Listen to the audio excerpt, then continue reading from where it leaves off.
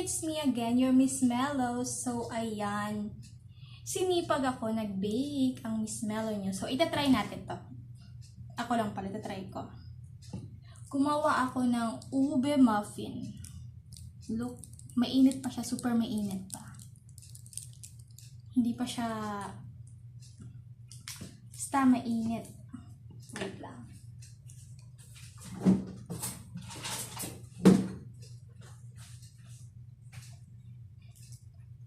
Mainit super mainit.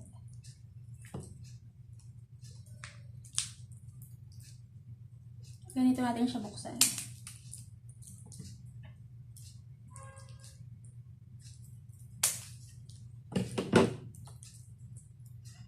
Papakita ko sa inyo ng malapitan.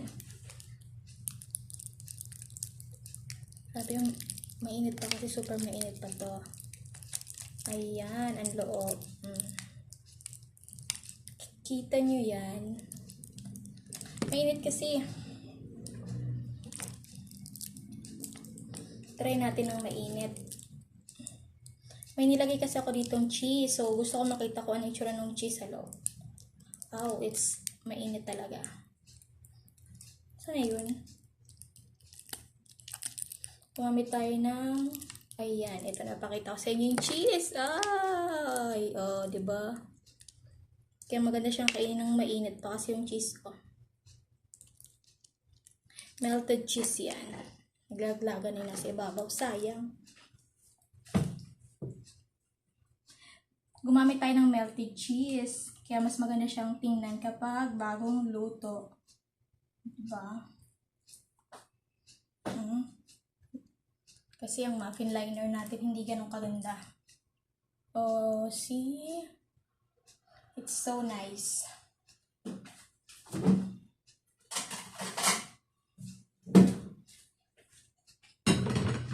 Yan, nice.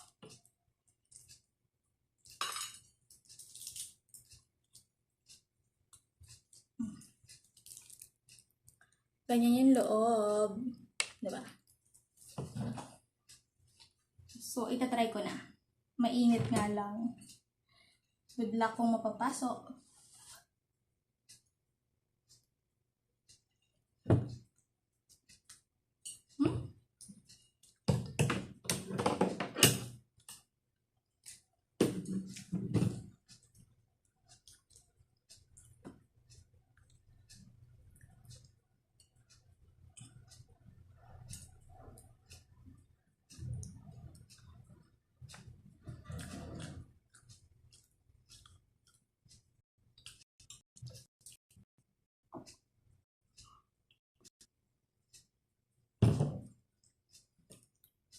Napasok ako.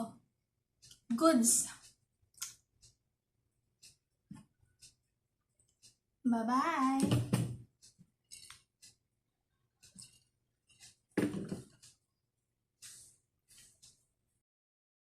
Ayan, bumalik ako. I-review natin ng maayos. Hindi ko pa siya ma-enjoy kainin kasi nga mainit. So, balikan natin yan later. Feeling ko kasi matabang. Unapaso lang ako. Pero okay naman.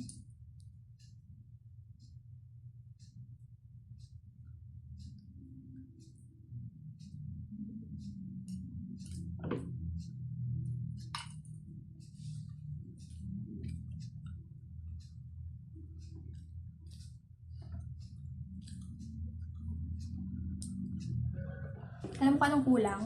Mais.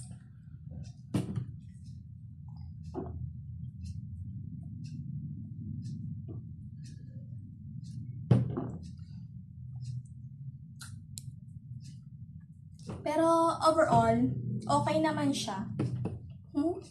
Duda sa okay naman siya. Natatabangan lang ako. O dahil mainit pa siya. Kaya matabang sa panlasa. Napaso ako eh. Bye-bye!